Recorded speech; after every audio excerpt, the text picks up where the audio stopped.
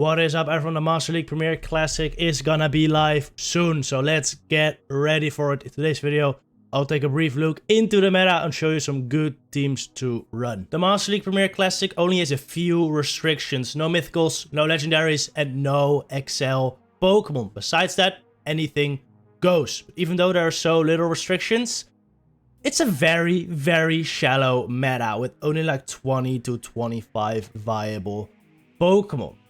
If you just look at PvPoke, the top 33 Pokemon here is about what you're gonna see. With some exceptions, I wouldn't expect too many God of War, Electivire, Milotic, or Hippowdon, to be honest. They would be considered more spicy, but they definitely do have some play. Even though this meta is so shallow, I really love it though. It's one of my favorite metas because it doesn't feel that like rock, paper, scissors-ish. Even if you run into a bad lead, even if you run into a bad swap, if you have a proper team comp and strategy, you can come out of a lot of situations. We had Master League Premier Classic last season as well, and I don't think much will change this season in compared to the last. We only had two new additions to this meta in Walrein and Avalugg. Two ice types, so watch out, dragons. But I don't think they'll be that amazing. They'll be okay, but they both have their issues. Avalugg has really nice stats, incredibly tanky, comes in around 3200 CP, but the moveset is kinda meh. Ice Fang is just kind of a disappointing move, and it's just not spammy enough. And still, it has some really hard counters in like Metagross, Magnezone, and maybe even the fighters, which I do think we will see a rise in, but more on that later. Then Walrein is the complete opposite of Avalugg. It has a really good moveset, like incredibly good moveset. Powder Snow, Icicle Spear is incredibly spammy and powerful combination, and an Earthquake is really good coverage for those steel types. Now, Avalugg, of course, also has access to Earthquake, but with the Ice Fangs, don't expect to get to it that often. So that's why I don't think it's that viable in Avalugg. But alright, Walrein, incredible move pool, shitty stats though. It comes in at around 2700 CP. So, you know, it's just gonna lack the bulk, lack the power to really compete in this meta. But it will be great at what it does, and it's beating dragons. That's earthquaking steals. So it's definitely gonna be okay. But I think a bit disappointing sometimes, especially in those neutral matchups. So I'm not expecting them to rule the meta in any sense, but they'll definitely be there. And I think the biggest effect that they'll have is kind of scare away flyers, especially the triple flyer line. If you played Master League last season, the Togekiss, Dragonite, Gyarados line was freaking everywhere. I hate it. I freaking hate facing that line. And I feel like it will be a little less meta this time around, because people have to be afraid of Avaluggs and Walreins roaming around. And this will in effect cause a rise in some Pokemon, I think. I think Swampert will become more viable because there's less flyers to worry about. Fighters will become more viable again because, again, there's less flyers floating around. Same with Hexorus. Hexorus, one of my favorite Pokemon, but against triple flyer, it just didn't have anywhere to go. But if there's less triple flyer, it might become a little better. Honestly, this is just speculation. It is very difficult to call like the path the meta will take before it's even happened. But I do feel like these Pokemon will have more play, so keep that in mind when building your team. And maybe try to be a step ahead by preparing for these Pokemon or by having them in your team. Speaking of running it, this first team I want to highlight does feature Machamp. Like I said, a Pokemon I feel like it's gonna have a big improvement this season. I feel like it has kind of underperformed in the last seasons of Master League Premier Classic, mainly because of a huge amount of flying types, but I'm expecting their usage to drop a tiny bit, the ice usage to rise a little bit, and also a rise in teams that are like double or triple weak to fighting. So Machamp and other fighters will see a lot of play. Now, instead of Machamp, you could also run a different fighter, of course, like Conkeldurr, which has the exact same coverage as Machamp, just a little slower. Surfetch'd, which I don't think I really recommend because it doesn't have the rock type coverage. I think that's quite important. But the Night Slash Leaf Blade coverage still very nice. And you could even run Brave Bird if you want to be a little spicy with a nuke option. And I think even Hexorus in Machamp's spot could work quite fine. Main weakness though to all 4 of these is Charmers and Flyers, of course. That's why I'm running it with 2 anti-charm, anti-flyers in that back in walrein and Extra Drill. We all know Extra Drill, just an amazing. It's honestly the best Pokemon in Master League Premier Classic, maybe besides Gyarados, but it's just an amazing anti-dragon, anti-charmer Pokemon, anti-flyer. The Rock Slide and Drone coverage, it's really, really good on walrein, of course. The new spice, the new hotness in Master League Premier Classic, killing all those flying types really, really nicely, and just overall being incredibly flexible and spammy. If you're gonna safe switch any Pokemon in this team, definitely walrein. I think that's the way to go, because even if a hard counter comes in, walrein usually has play against it, because, you know, it hits every Pokemon in the meta for either super effective or neutral damage at least, so it has a lot of play. Some issues I can see this team having is with opposing fighting types, because like your Machamp is like the only answer to it, but like even walrein and Excadrill can do a good chunk of damage there, so even if your Machamp is gone and you see a fighting type come in, not the end of the world, but it is gonna be difficult. Gyarados could still be a little issue for this team, especially with Waterfall. It can kill both Machamp and Excadrill, but well, you still have Rock Slide on both, so you can definitely play around it, and walrein is a pretty good answer for Waterfall Gyarados as well. Swampert too could be a little bit of an issue because it's so spammy. It can beat Machamp, can beat Excadrill, and walrein doesn't love seeing it as well, but overall you should be able to play around it with Machamp and walrein. So yeah, overall I think it's a team that will perform very well, but keep in mind it's also a bit dependent on speculation on how the meta is gonna be, and I could always be wrong about that, so please run the line with caution. If you want to run something a little bit safer, something that's tried and true and it has worked for seasons and seasons now, run the Extra Drill Dragon core. With the main dragons you're gonna run this are Dragonite or Gyarados, which, well, I guess technically Gyarados isn't really a dragon, but they function very similarly, so I'll just put it there, so deal with it. It's a dragon, alright. You could run Gyarados with Dragon Breath or Waterfall, by the way. It's kind of preference, but it's also going to depend on the team you're gonna run. I'll explain more when I actually get into the teams, but like I said, just an amazing, amazing core. Dragonite, Gyarados, main answers, Charmers, Steals, mainly Magnezone in Gyarados' case, but also Metagross can be a bit problematic. Well, Excadrill destroys those, like, really destroys. So, yeah, they form a pretty nice core. Excadrill gets destroyed by Swampert, by Machamp. Basically the only real answers. And the Flyers really handle those quite nicely. You can make like a lot of different teams out of these two. The main teams I would recommend are Double Steel with Metagross in the middle. You can also go Magnezone there, but I feel like Metagross is a little safer. It's a better safe switch because it really doesn't have many great answers. Best answers being Waterfall Gyarados and Excadrill. And against both, you can usually force a shield, so it's really not that bad. If you're gonna run Gyarados lead in this line, I would honestly recommend you run Waterfall Gyarados. It's just a little bit better versus Excadrill and Magnezone, which, well, with Waterfall you're still losing against Magnezone, but becomes closer, and that makes your Metagross better. And if you're gonna run a Dragonite variant, be aware of Excadrill. It is gonna be a little rough, but if you burn shields there with a Dragonite, you can actually make that matchup incredibly close. They're gonna have to shield a Dragonclaw.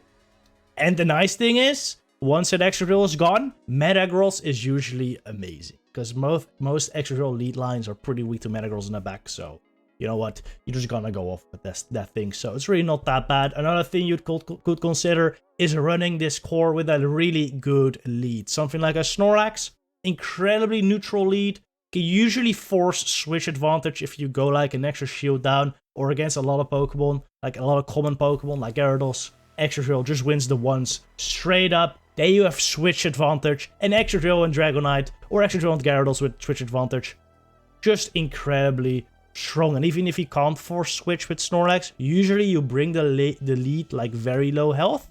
You can farm down with either one of them, and like any tool in your bag with energy lead is like very, very strong. So yeah, I think could work. You could also run the Snorlax line with the Excadrill lead, or with the Dragon lead as well. Also works amazing. This team definitely has its flaws though. Something like a Gyarados or like a Garchomp could become trouble, especially if it's like a Mudshot Garchomp. Either Outrage or Earth Power hurts both of your Pokemon for a lot of damage, or kills them if you take an Earth Power on Excadrill. Walrein as well is a bit of a core breaker here, but generally Excadrill does quite fine there if you can shoot up an Earthquake. Snorlax could also be a bit problematic. Can really do a lot of damage with Superpower against Excadrill. And the matchup with Dragonite and Gyarados is just really, really close. Overall, very, very manageable though. Another core breaker I should probably add here is like opposing Excadrill. They can be quite painful, but just make sure you get your own Excadrill on it. And both Dragonite and Gyarados still have play against it as well, so should be fine. Anyway, this team, like I said, it's just very solid, very safe, very meta too, so people are gonna know what it is. Next team is my favorite one from last season. Magnezone, Haxorus, and Gyarados. I have a really good video on this team, on how it works, so I'm just gonna refer you to that right now if you wanna see all the ins and outs of this team. Check out that video, but yeah, basically, Magnezone bad versus Excadrill, so I'm pairing it with two answers. Is the main idea with this team. This is a Waterfall Gyarados with Aqua Tail Outrage. I think that's the way to go in this team, but I saw a lot of people having success with Dragon Breath Gyarados as well. Aqua Tail Crunch in that case. So if you don't like Waterfall Gyarados, which I feel like there are a lot of Waterfall Gyarados haters out there, you can run Dragon Breath just fine. It'll work. It will work for sure. Just, you have to play around those pesky Excadrills a little more. Haxorus, also an amazing Excadrill answer, and really, really flexible. With the Night Slash Dragon Claw coverage, it can do damage versus basically everything, except for Charmers. So, the general idea of this team is to save Magnezone. If you don't see a Charmer. If you don't see a Charmer, you want to save Magnezone with a certain amount of energy or health, and then switch into Gyarados. Even if it's like a good lead for Magnezone. Like, usually, what I used to do is even if you see like a Gyarados lead, you want to switch into your own Gyarados eventually. Because if they're staying in, it's likely to have like a Togekiss in the back. So you want to switch out the Gyarados, save that Magnezone for the Togekiss. And then usually when you bring in Gyarados, they bring in their Charmer. Which is great because you don't have Dragon Breath. And with Waterfall, you actually do work against Charm. So that's why Waterfall works, alright? And then once the Charmer is gone, Haxorus, usually with a shield advantage in the back, just cleans up. It's really, really nice. Opposing Haxorus, Garchomp can be a little problematic though. Especially with Waterfall Gyarados, this is where it does kind of fail you. But you can usually still burn shields with Gyarados versus Haxorus. I've actually led into Haxorus a lot of time and still managed to win out that matchup, because most Haxorus lead teams are incredibly weak to Haxorus in the back. So if you see Haxorus lead, switch into your own Haxorus. This is the only time I will allow you to switch into Haxorus, by the way. Never, ever, ever switch in Haxorus, or like switch lock your Haxorus by safe switching it. You can't do that. It's not allowed. Unless you see an opposing Haxorus, then feel free to switch that Haxorus in, and they will stay in, because they're usually double weak to it in the back. And then once they've stayed in, you know, Gyarados, Metagross can just kill whatever's gone. So, yeah. That's the only time I'll allow Haxorus switching, alright? It works. And Garchomp also can be a bit problematic. But, you know, you have Outrage, you have Dragon Claw and Haxorus. You can play around it, alright? So overall, very solid team. Again, watch a video if you want more. Final team is based around making Garchomp work again. I freaking love Garchomp, alright? It was my favorite Pokemon to run in the first season we had Master League Premier Classic. I think that was like season 2 or 3 of Go Battle League, maybe 4, I don't know. But yeah, Garchomp was the shit, alright? It was so nice. And then Triple Flyer started popping up everywhere, alright? Like I said, Gyarados, Togekiss, Dragonite, it's freaking everywhere. It's super freaking annoying because it beat my boy Garchomp 3 ways around, which I didn't like. So then I started running Magnezone to counter those. Yeah, those Triple Flyer lines didn't like that. So Who's laughing last? Me, alright, me. Because I also think that this season there will be less triple flyer because of the rise in ice. So yeah, Garchomp might see some play once more, though thinking about it, rise in ice is also not good for Garchomp. But that's why we have Metagross, alright? Metagross beats the ice types, beats the Charmers, which Garchomp really struggles with, also beats Dragonite, which Garchomp struggle with, and on the other hand, Metagross struggles with Excadrill, which Garchomp beats. So yeah, they have really nice synergy, alright? They have really nice synergy. Then we put Snorlax in the middle there as the safe switch, alright? Never, ever, don't you dare safe switch Garchomp ever, because you will get lined up with a Charmer and you will cry. So don't do that. Snorlax, way better safe switch. Like I said earlier in the video, it's just extremely neutral Pokemon. It has no like hard counters. Even if a fighter comes in, like you can do a couple slams and you might even burn a shield, alright? It is fine. And even if you don't burn a couple shields, you usually bring most Pokemon in farm down range for your Metagross or your Garchomp, and both do amazing with energy. As far as Garchomp moveset goes, by the way, you can really go with either moveset. Dragon Tail, Sand Tomb, Outrage, or Mudshot, Earth Power. Outrage is what I would recommend. I think the second one, the Mudshot variant, a little better in the Steam though, because it is a better closer. Because you have two big charge moves instead of just one, so once shields are down, like Nuke Garchomp just goes to town. But I think you could still do fine with Dragon Tail. I think if you run Dragon Tail, you could even consider running Garchomp lead in this team. I think Dragon Tail Garchomp lead, quite solid, with Snorlax and Metagross in the back. Now this team definitely has some issues though, especially with Haxorus, beats both Metagross and Snorlax, and Garchomp kinda. It's not that clear of a matchup, but it does beat it, generally. So that could be a bit problematic, but the good thing is Haxorus is so squishy that between both Metagross and Snorlax, you can usually deal with it, it's fine. And Gyarados, I wouldn't say it's a real core breaker, but it can definitely give some issues with Waterfall. It beats Metagross pretty hard. Snorlax does okay versus it, but it's not awesome. And Mudshot Garchomp, not amazing versus it as well. But between all three of them, you can usually manage it. Same with the Dragon Breath variant. A Metagross does fine there, so you're okay. And Snorlax does better versus Dragon Breath variant than versus the Waterfall variant, so should be okay. Overall, I think a very solid squad and one I would definitely recommend. Alright, that was it for today. I hope it helped you out. Hope it was fun. I think I went a little long on some of these breakdowns, so let me know if you enjoyed that, or I should try to make it a little shorter again. But I do think I added some detail that you don't normally get, so I hope that helped.